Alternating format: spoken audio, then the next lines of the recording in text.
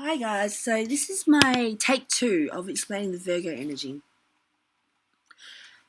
When I first did my Virgo Why They're Awesome video, I saw the Virgo energy from a perspective that didn't quite understand as much as I do now.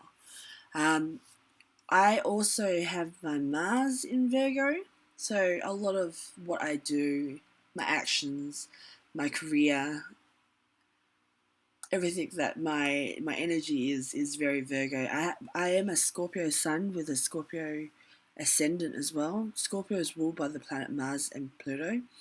Mars, it's important as a Scorpio to see where Mars was. Mars is in your chart, and my Mars was in Virgo, so I have a lot of Virgo energy about me. So I understand a lot about what you guys kind of go through. Now, how I kind of explain Virgo now, and I'd like to do it by telling a story. So, Virgo, long time ago, so back when astrology didn't exist yet, there was the Virgo. Now, the Virgo was a witch doctor, a shaman, a healer, the ultimate healer through love and sex. It's ironic because it's a virgin. But it was a very pure healing soul. Now back then though, a witch doctor, shaman, a healer wasn't okay. It was not accepted. It was strange, it was weird. So what would actually happen to the Virgo was the Virgo would get criticized, it would get looked down upon, banished, punished, stoned even. And so what the Virgo quickly learnt was that it was not okay to be who they naturally are. So what would actually happen is the Virgo needed to be what normal, and I have speech marks when I say normal, they had to be normal, and being normal and not who they naturally are is not something that they understand, right? So in order to be normal, what the Virgo would actually do is analyze. So they'll observe people, analyze and break it down in order to mimic and replicate and ape those traits to be normal, right? So the healing side of them kind of got suppressed or even repressed, right? It was kind of rejected, not accepted. So what actually happens over the years, thousands of years, as the Virgo energy kind of evolves, is you have a energy now where the Virgo has a lot of healing abilities in them, and they have a deep within them. They want to heal and serve.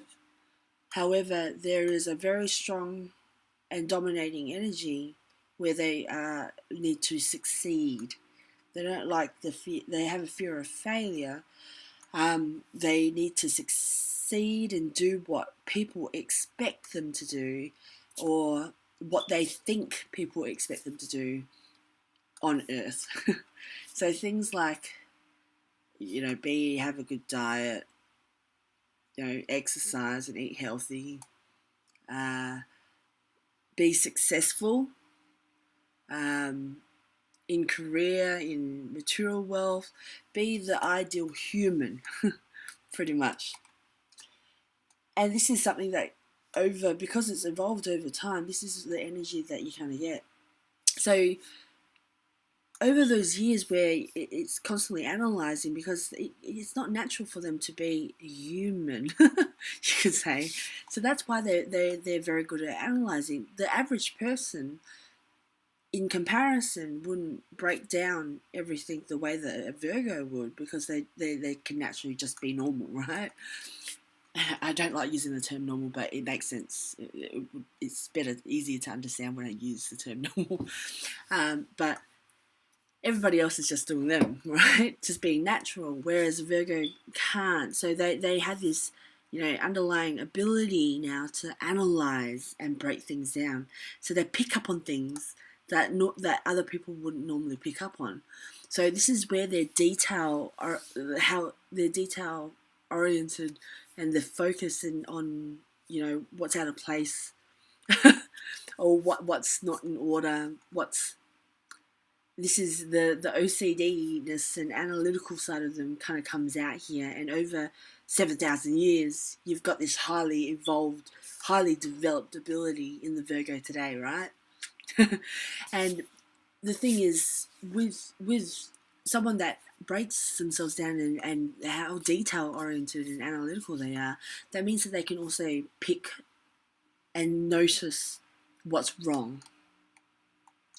And they're very, very self-conscious about this. And if you think that a Virgo is criticizing you, they criticize themselves at like double that, right? Because they can see everything. If you see everything, it's only natural for them to see what's out of place, right? And they do this to people. They might not verbalize it, but it's in their head. It's they're doing it to themselves. They're doing it to everything. They pick up on their environment, their surroundings. They notice things that people don't normally notice, right? And this makes everything a lot more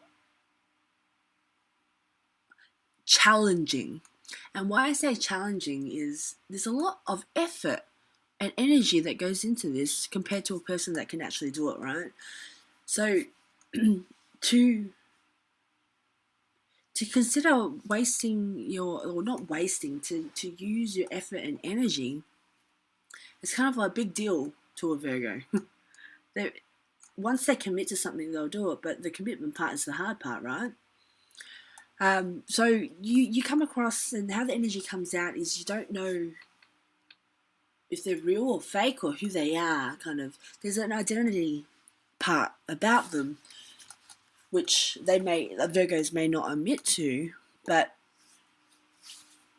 it's kind of, if you can understand based on the story I kind of told you, it's their identity is kind of there but not. So because they've been doing and what is expected of them for so long, there's a bit of confusion with this, whether they know it consciously or not, right? So the Virgo, when they do something, they're going to be a perfectionist about it. They're going to do it thoroughly. You can expect them to do it thoroughly. If they commit to something, they don't want to fail and not deliver, so they will follow through with that, because they don't like to be criticized for who they are, right? For being who they are, whether they realize it or not. So because when I keep saying that, whether they're consciously aware of it or not, this is where their anxiety comes from. It's like, when you look at anxiety, is because it's self-confidence and self-acceptance, right? It's when you are so hard on yourself, and this is where the anxieties kind of come out, where there's some issues there with self-acceptance and self-love, right? Because right at the beginning, there's a deep root, based on my story, 7,000 years ago. It's not 7,000, it's a made-up number. But if you can think about it, they've been rejected. There's a deep root sense of rejection in them, which they don't want to, relive, right? So there's a fear with that. So they kind of live in, there's an underlying level of anxiety that a Virgo kind of has. So with myself personally, having the Virgo energy, I don't commit to things, even plans, social events. I don't like to commit to anything where there's a possibility that I can let someone down or not deliver what I want to deliver and my expectation of my standard. So I know that if I'm going to do something, and if I say I'm going to do it, I'm going to put 150% into it. And I know it's going to be 150%. People think I'm overdoing it, but that's kind of my standard without me realizing it, right?